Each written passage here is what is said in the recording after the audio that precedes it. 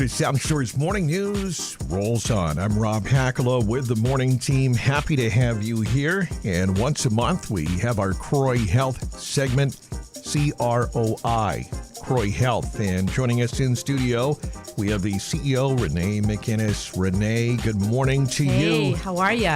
Great. How are you doing, Thanks for having Renee? us back. I'm doing great on this beautiful day. I know. After the rainy weekend. I know. And can you believe it's already here? We have once a month, and we are at the end of May, I know. Renee. Fabulous, I know. fabulous. But lots of great months ahead, and it's always Yes. good to have you. And once again, you have brought another wonderful guest with you. And of course, Yes. we have the YouTube feed up. You can see Renee and also our special guest in studio. We're going to introduce her right now. Yeah. So I'd like to introduce Robyn Fehnel, who leads our chaplain and volunteer and bereavement program at CROI Health.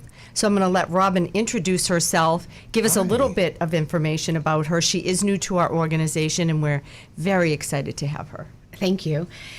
Yes, so my background is I am a chaplain in my heart. And for years, I was a bedside chaplain for hospice. And now I am thrilled to be overseeing the chaplaincy program, the bereavement program, and the very important volunteers.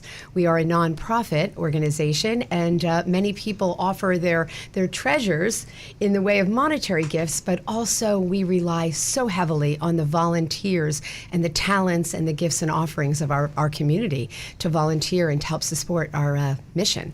So I'm Yes. thrilled to be with the organization. I've been here for a few months and enjoying it and learning a lot about the South Shore because that's I'm a great. transplant to Massachusetts. Yeah. Oh, Yes. where are you from, Robyn? I am originally from the Philadelphia area. Ah, okay.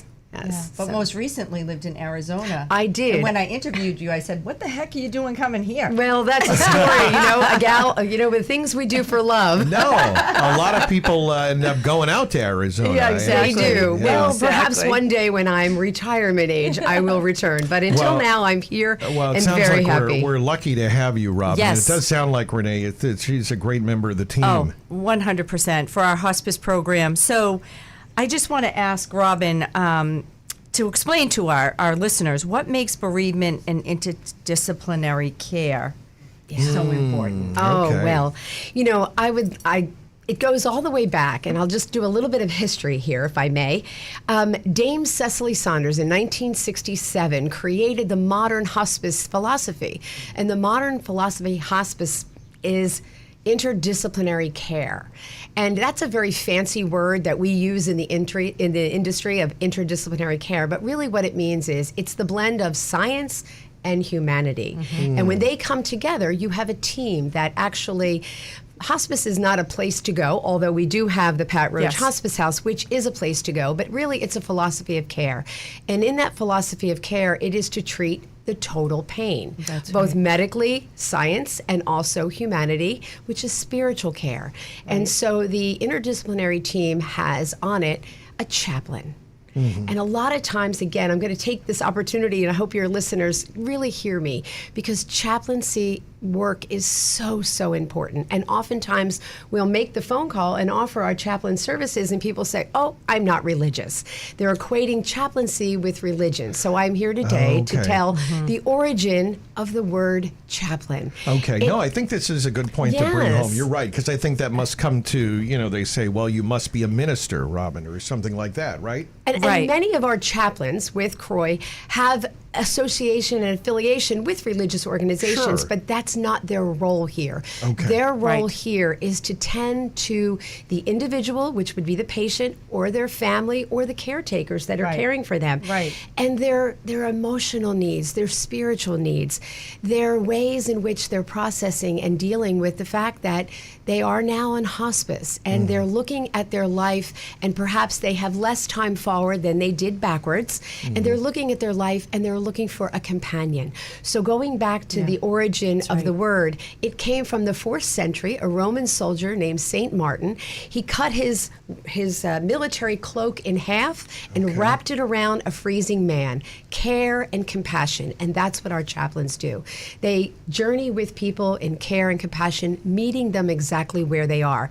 If it is religious, so be it. We can connect you to community, offering for Catholics the sacrament of the sick. we can certainly connect you. We can meet you in any kind of religious rituals that you're familiar with that bring you comfort and joy, or we can just have companionship to nurture your spirit, your soul. One of the things that I said to people when I was bedside as a chaplain was, where do you derive joy? There's been so much of this, treatment program, medical stuff, all of this that is very heavy, that sometimes joy gets left out. And so I'll say, where do you derive joy? Where do you derive strength? Because let's simultaneously live each day to the fullest with the inevitable that we know, but let's live each day to the fullest. And so the chaplains are very important people on the team. And then I agree. Yeah, and then if I may, we also have, as I mentioned, volunteers, and our volunteer services offer care in a different way. They can companionship, they can sit with someone if the loved one or caretaker has to run an errand. They can do things that would be very intricate to the person that's important. And one quick story, I had someone that was really just grieving the end of her life, and she had stacks of fabric and quilts. And I said to her, wow, what are these quilts? I understand that there's stories for quilts. She said, no one in my family is going to be interested in that. It's just a lump of fabric. And I just felt so bad for her. So I got a volunteer to sit with her. She was no longer able, this woman, to use her hands, but boy, could she talk. And so I had a volunteer sit and write down the story around each quilt and log it. And then she had something of a legacy to leave behind. It wasn't just a lump of fabric any longer. It was the details of each of the stories and what they meant. So our volunteers are fantastic at the Pat Roach Hospice Home. We have volunteers working in the kitchen, making soup. I mean, literally, it's a soup kitchen.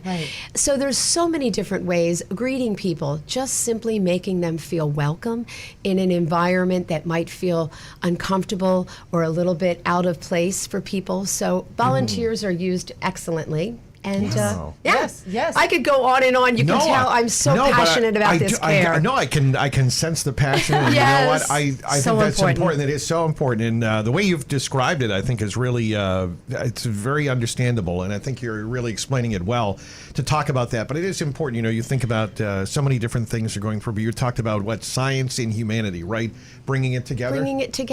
We are a whole team, and we are the patient holistically. We are whole people. And one of the philosophy notes in that of hospice was treating total pain. Now, we all understand what pain is, and we have medications to do the physical pain. But what we don't see are those invisible wounds. And those can be treated with the bereavement care, the post-death that's available for family and loved ones, that care, that goes on for 13 months. So once the patient has deceased, we don't leave you. We stay with you. We continue that embrace for 13 months.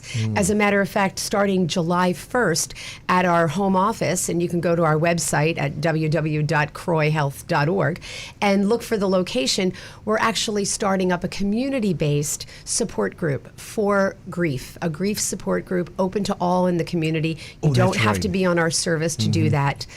Just a way to normalize the human response to love. That's really what grief is, the human response to love.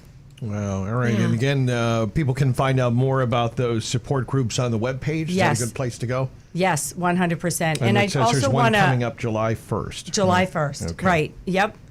And I also want to just remind people, because I still get questions about CROI Health. So we are same independent nonprofit organization, no change in leadership, no change in anything, just the name. So you can trust that you will get the same care with the same team. We were not bought by private equity. We're not a for-profit. So we are the same. The private equity. And tell them what CROI means, because people ask me, heart, right? So it really is the heart of the philosophy of hospice. I mean, you couldn't get a better name than that, right? It's CROI Health, and it's a wonderful logo, and you'll start to see that more and more around the South Shore, and I think the color purple as well. So CROI health.org, right? Yes, that's the website. Go there and find out more. Find out more about what they do, and call and ask some questions, right? Absolutely. Renee and Robyn, that's the way to do it. Conversation. Yes. Well, this is great. 100%. Well, I love having you guys in studio. We do this once a month, and we're going to be continuing as well. We'll have Renee McInnes in always every month on the final, whatever it is, once a month. Sometimes it's the final. We'll figure it out. Once a month, Renee comes in, and she brings in great guests like today with Robyn Fehnel, right? Yes. Manager of Spiritual Care and Supportive Services. And Renee McInnes, of course, is the CEO of CROI Health, CROI health.org. Renee and Robyn, thank you for coming in. Thank you. Thank you. Great to see you.